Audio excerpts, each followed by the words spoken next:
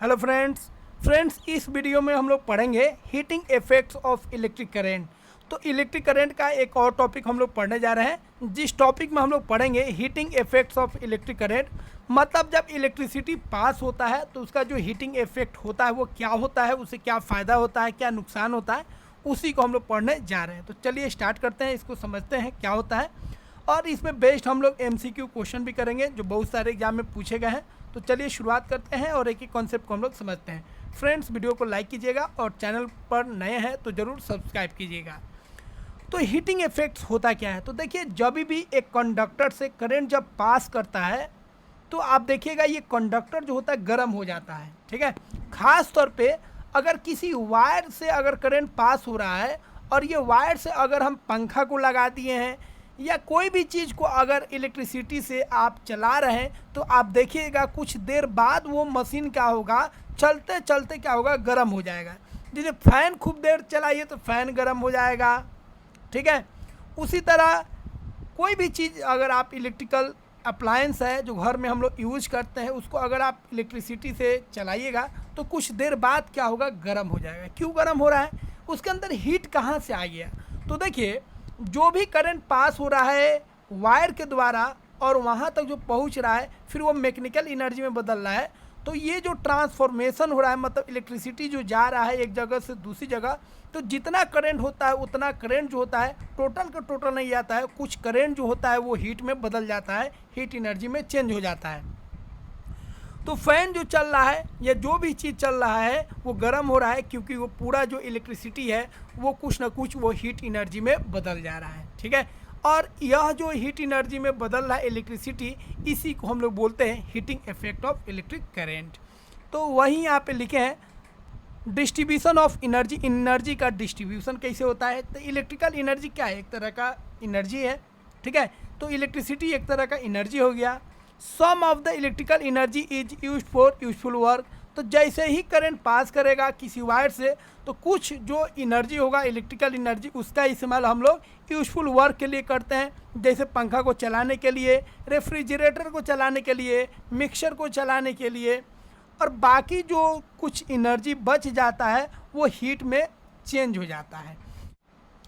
तो जितना एनर्जी जा रहा है, मान लीजिए 100 एम्पेयर गया तो 100 के 100 एम्पेयर फ़ैन को चलाने में खर्च नहीं होता है, कुछ एम्पेयर फ़ैन को चलाने में खर्च होगा और थोड़ा बहुत जो बचेगा वह हीट में ऑटोमेटिक बदल जाएगा। ठीक है, वही यहाँ पे लिखा है clear, which increases the temperature of the electrical device. वो हीट में बदल जाता है और हीट क्या करता है, उस डिवाइस को क्या करता है, गर्म कर देता है।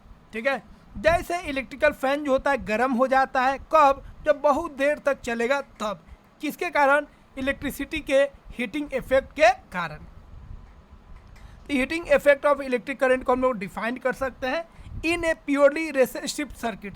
तो देखिए जिस कंडक्टर का या जिस डिवाइस का जो भी इलेक्ट्रिकल अप्लायंस हो जिसका रेसिस्टेंस ज़्यादा होगा वो ज़्यादा रेसिस्ट करेगा और उसमें हीटिंग इफेक्ट जो आएगा इलेक्ट्रिसिटी का वो अधिक आएगा। तो जो ज़्यादा रेसिस्ट करेगा वो ज़्यादा गर्म होगा, जो कम रेसिस्ट करेगा करंट को ज़्यादा पास होने देगा वो कम गर्म होगा। ठीक है, तो इन ए प्योरली रेसिस्टिव सर्किट, ऐसा सर्किट जो प्योरली रेसिस्टिव है मतलब उसका रेसिस्टेंस बहुत हाई है, ऑल द एनर्जी, जितना भी एनर्जी सप्लाई हो रहा है, ठीक है, इलेक्ट्रिसिटी के फॉर्म में, सब के सब किस में चेंज हो जाएगा, हीट एनर्जी में चेंज हो जाएगा।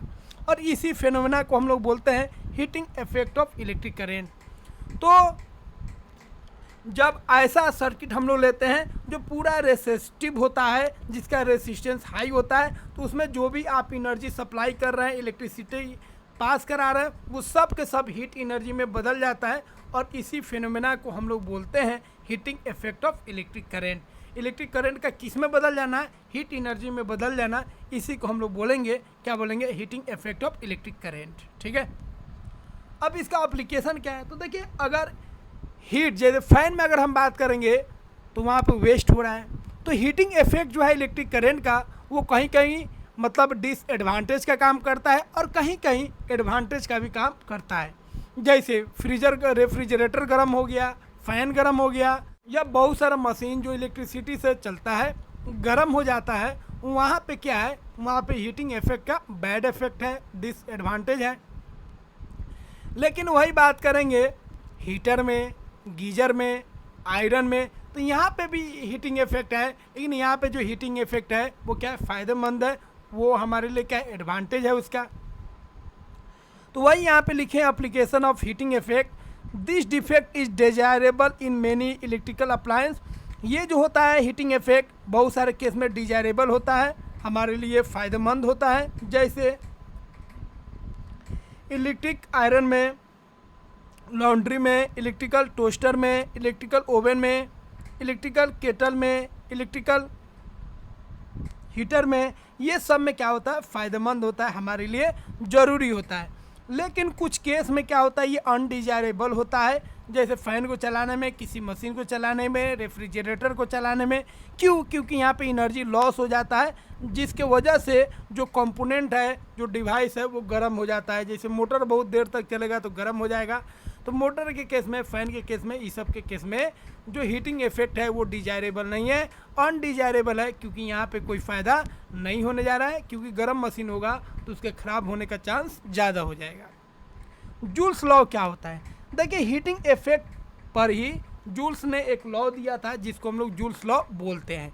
तो जूल्स लॉ बोलिए तब, या इसी को पूरा नाम हम लोग बोलते हैं joules law of heating effect. तो हीटिंग इफेक्ट पर जो लॉ आया, जूल्स ने दिया था, उसी को हम लोग क्या बोलेंगे, जूल्स लॉ बोलेंगे। जूल्स लॉ का मतलब क्या है? तो जूल्स लॉ कहता है हीट जो प्रोड्यूस हो रहा है किसी कंडक्टर में, ठीक है, जब आई करंट पास करता है, कितना टाइम के लिए, टी टाइम के लिए, ठीक है। तो अगर किसी कंडक्टर में करंट पास हो रहा है टी टाइम के लिए, तो उस कंडक्टर में जो हीट प्रोड्यूस होगा वह डायरेक्टली प्रोपोर्शनल होगा करंट के स्क्वायर के, डायरेक्टली प्रोपोर्शनल होगा रेसिस्टेंस के, डायरेक्टली प्रोपोर्शनल होगा किसके, टाइम के, ठीक है। तो याद रखिएगा जो हीटिंग इफेक्ट है, ठीक है, हीटिंग इफेक्ट जो होगा जूल्स लॉ के अकॉर्डिंग वो डायरेक्टली प्रोपोर्शनल होगा करंट के स्क्वायर के, रेसिस्टेंस के और टाइम के, क्या होगा, डायरेक्टली प्रोपोर्शनल होगा, ठीक है। इस तरह एक फार्मूला लिख सकते हैं, H इक्वल टू क्या हो जाएगा, आई स्क्वायर आर टी, मतलब हीट जो होगा, ठीक है, हीट जो प्रोड्यूस होगा किसी इलेक्ट्रिकल सर्किट में या इलेक्ट्रिकल अप्लायंस में, वो डायरेक्टली प्रोपोर्शनल होगा आई स्क्वायर के, डायरेक्टली प्रोपोर्शनल होगा रेसिस्टेंस के और डायरेक्टली प्रोपोर्शनल होगा टाइम के।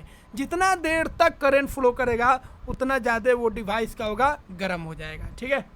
तो ये हो गया हीट प्रोड्यूस, ठीक है, आई हो गया आपका करंट और आर हो गया रेसिस्टेंस और टी हो गया टाइम, ठीक है। अब देखिए फ्यूज में भी इसका एप्लीकेशन होता है।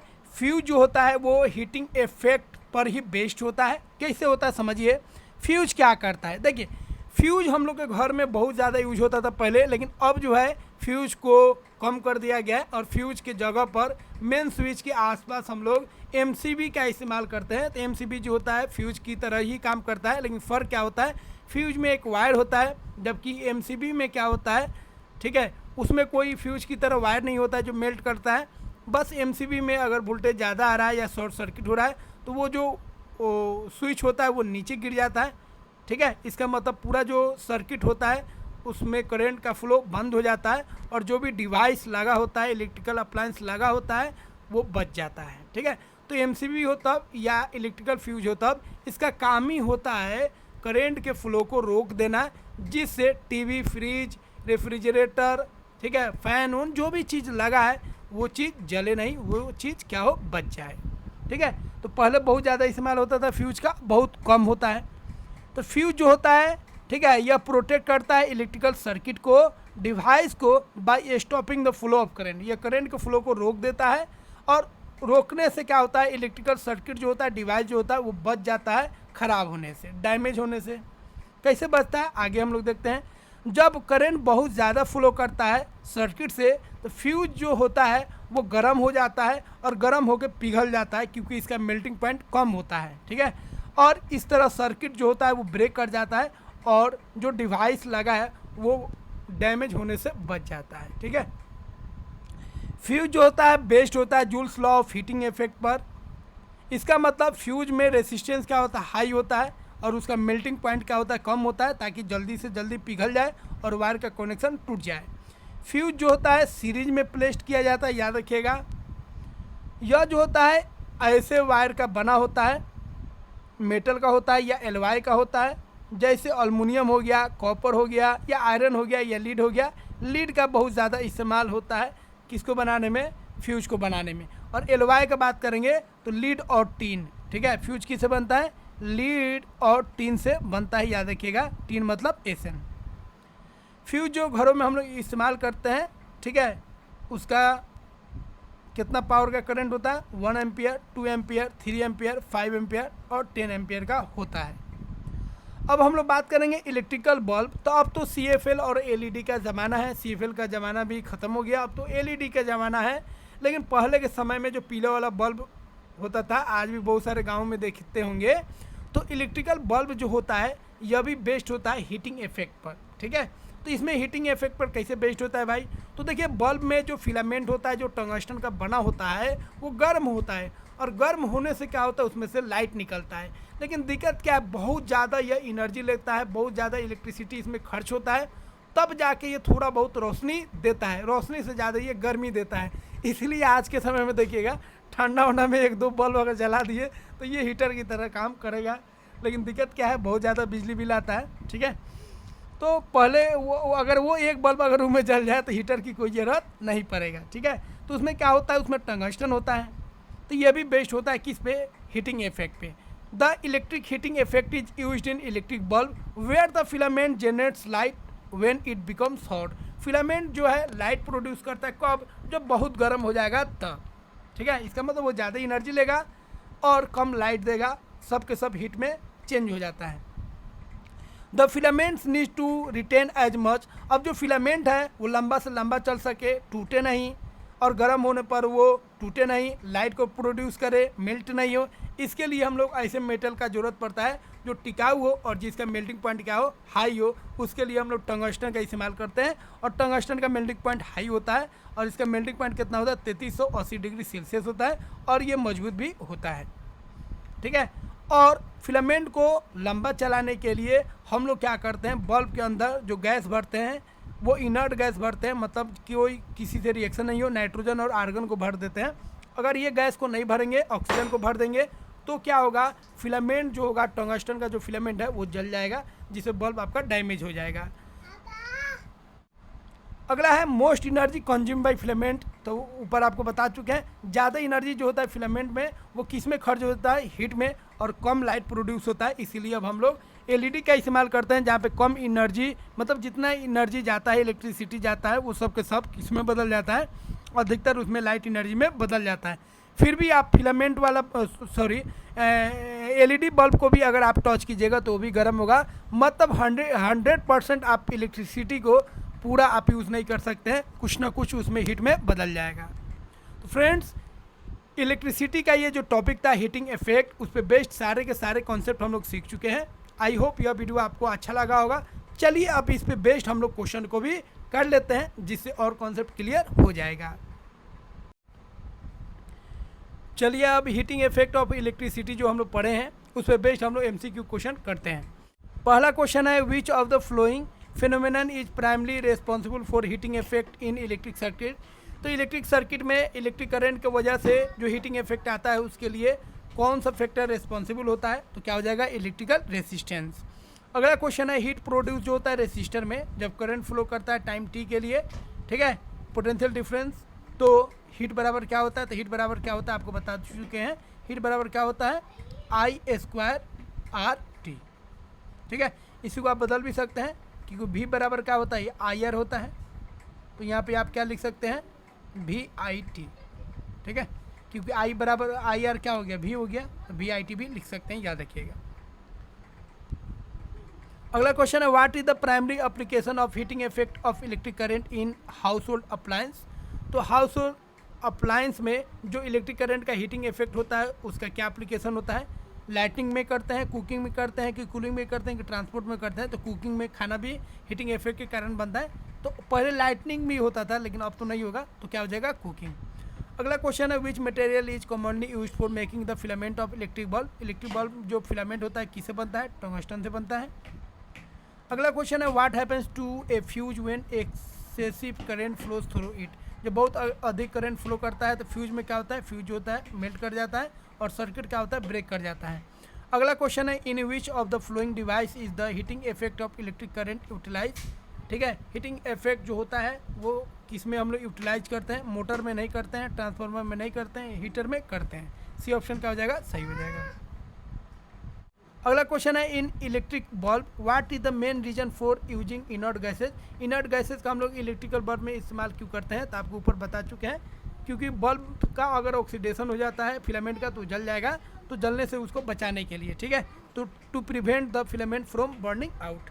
अगला क्वेश्चन है, the heating effect of electric current is also known as. Heating effect जो होता है इलेक्ट्रिक करंट का उसको हम लोग क्या बोलते हैं, जूल्स लॉ बोलते हैं।